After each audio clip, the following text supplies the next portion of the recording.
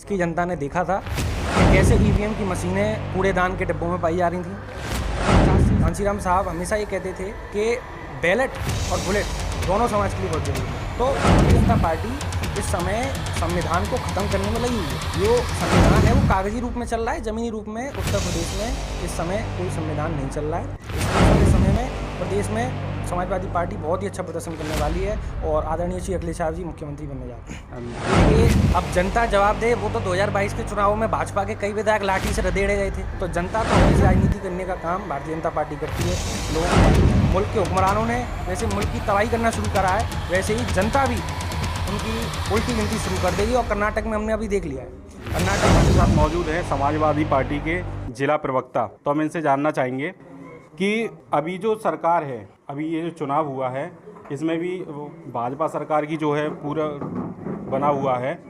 तो कुछ लोगों का ये कहना है इसमें कि ये जो जीत है, भाजपा सरकार जो 17 में से 17 जीते नगर निगम की भाजपा सरकार ही जीती है। तो आपसे पूछना चाहूँ, कुछ लोग ये कहते हैं कि ये मशीनों का खेल है, इसके बारे में आप क्या कहना चाहते हैं? देखिए, लोकतंत्र और संविधान का चीरण 10 मार्च 2022 को न केवल उत्तर प्रदेश की जनता ने बल्कि पूरे देश की जनता ने देखा था कि कैसे ईवीएम की मशीनें कूड़ेदान के डिब्बों में पाई जा रही थीं। 50 से 60 से ज़्यादा सीटें विधानसभा सीटों में 700-800 वोटों के अंतर से रिकाउंटिंग करा के ईवीएम मशीनों की वोटों से हराया गया। तो ये निर्णय ना केवल जनता लेती है, जनता केवल वोट दे सकती है, लेकिन ऊपर जाने के बाद प्रशासन, इलेक्शन कमीशन, पुलिस, ये सभी सत्ता के हाथ में होता है। तो सत्ता सरकार चाहेगी, जिसको जिताना चाहेगी, ऐसा होता है। तो लेकिन विरोध करना संवैधानिक अधिकार है हमारा। माननीय घासीराम साहब हमेशा ये कहते थे कि बैलेट और बुलेट दोनों समाज के लिए बहुत ज़रूरी है। तो हमारे समाज को ये बहुत समझना बहुत ज़रूरी है कि हमें वोट को देना ही नहीं है, बल्कि वोट की अपनी सुरक्षा भी करनी है। उम्मीदवारों की जिम्मेदारी होती है, समर्थकों की जिम्मेदारी होती है, क्योंकि चुनाव सिर्फ और सिर्फ भाषणों से, सिर्फ चुनाव जनसंपर्क से नहीं बनता। चुनाव को आप बचाना भी पड़ता है, चुनाव की सुरक्षा भी करनी पड़ती है। तो ये भारतीय जनता पार्टी इस समय संविधान को ख़त्म करने में लगी हुई है। जो संविधान है वो कागजी रूप में चल रहा है, ज़मीनी रूप में उत्तर प्रदेश में इस समय कोई संविधान नहीं चल रहा है। इसलिए 17 में से जो 17 सीटें जीती गई हैं, हो सकता है कि ऐसी कई सीटें होंगी जहाँ पर 700-800 वोटों के मार्जिन से हराने की पूरी कोशिश करी होगी रिकाउंटिंग करा। तो ये सरकार पर भरोसा नहीं किया जा सकता। जनता हमेशा वोट देती है ज़मीनी रूप से।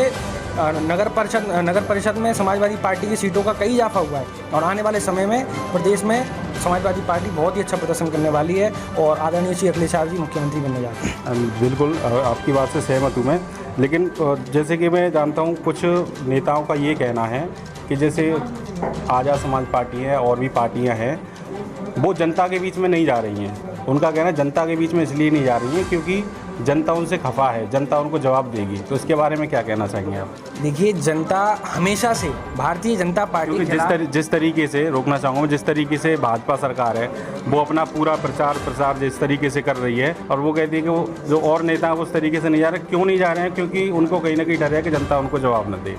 देखिए, अब जनता जवाब दे। वो तो 2022 के चुनावों में भाजपा के कई विधायक लाठी से रदेड़े गए थे। तो जनता तो हमेशा जवाब देती हुई आई है। बस फर्क इस बात का है, जो घर में 32 इंची का जो टेलीविज़न लगा हुआ है, उस टेलीविज़न पे जनता को जो दिखाया जाएगा, जनता वो समझेगी। देखिए, दलित समाज, पिछड़ा समाज, अल्पसंख्यक समाज, गरीब है, वो ज़्यादा बाहर नहीं जाता है भैया। वो अपनी मजदूरी करता है और घर पर आके वो टीवी देखता है, और टीवी में जो सरकार दिखाना चाहेगी वो देखेगी। तो इस समय टीवी बहुत बड़ा इस समय हथियार बना हुआ है सत्ता के पास कि वो जनता को जो दिखाएगी वो बनेगी। लेकिन असल मायने में समाजवादी पार्टी हो, चाहे राष्ट्रीय लोकदल हो, चाहे आज़ाद समाज पार्टी हो, तीनों की तीनों पार्टियों के कार्यकर्ता संघर्षशील हैं और ज़मीनी रूप में कार्य करने के लिए सक्षम हैं। और न केवल सदन में बल्कि सड़क से लेकर सदन तक का संघर्ष करने के लिए सक्षम है समाजवादी पार्टी के, आज़ाद समाज पार्टी के और राष्ट्रीय लोकदल के। तो ये सिर्फ मजहब की राजनीति करने का काम भारतीय जनता पार्टी करती है, लोगों को बांटने का काम करती है। तो बस जनता को समझना होता है सही समय पे कि वोट हमें किसको देना है, और आने वाले समय में बदलाव 100% रूप से बदलाव होगा। तो आगे 2024 में भी चुनाव होने वाला है, तो इस चुनाव के विषय में आप जनता से क्या कहना चाहेंगे? देखिए, 2024 चुनाव बहुत बड़ा चुनाव है और ये चुनाव मैं समझता हूँ एक सीढ़ी का पहला कदम होगा, क्योंकि आने वाले समय में सिर्फ और सिर्फ पछताने का काम हम ही लोग करेंगे। क्योंकि हमारे समाज के लोग ना तो शिक्षा ले पाएंगे, हमारे समाज के लोग ना तो अच्छे कॉलेजों में जा पाएंगे, हमारे समाज के लोग ना अच्छे प्रशासनों में जा पाएंगे, नौकरियां नहीं ले पाएंगे। सिर्फ 2.5 किलो चावल और 2.5 किलो गेहूं से सब काम नहीं हो जाता। तो जनता समझेगी, आने वाले समय में एक अच्छा विपक्ष बन के तैयार होगा और एक तरफा विपक्ष पर जब वोटिंग होगी तो 100% रूप से जो सत्ता पे कब्ज है, जिसने मुल्क के हुक्मरानों ने जैसे मुल्क की तबाही करना शुरू करा है, वैसे ही जनता भी उनकी उल्टी गिनती शुरू कर देगी। और कर्नाटक में हमने अभी देख लिया है, कर्नाटक के चुनावों में भाजपा की उल्टी गिनती शुरू हो चुकी है। तो प्रदेश में, देश में बहुत बड़ा बदलाव होने जा रहा है। जहाँ तक कि नौकरी की बात की जाए, उत्तर प्रदेश सरकार दावा कर रही है कि हमने हर साल 2 करोड़ से ज़्यादा नौकरियाँ दी हैं युवाओं को। देखिए, रोजगार एक जुमला है और भारतीय जनता पार्टी जुमले करने में नंबर 1 है। तो भारतीय जनता पार्टी का मैं तो समझता हूँ, भारतीय जनता पार्टी जो बीजेपी का संधि विच्छेद करते हैं, वो भारतीय जनता पार्टी मेरे हिसाब से वो बहुत झूठी पार्टी है। नहीं, वो तो मीडिया प्रेस में वो उसके सबूत भी दिखा रहे हैं, डॉक्यूमेंट्स भी दिखा रहे हैं, हमने 1 साल में 2 करोड़ से ज़्यादा लोगों को नौकरी दी है। देखिए,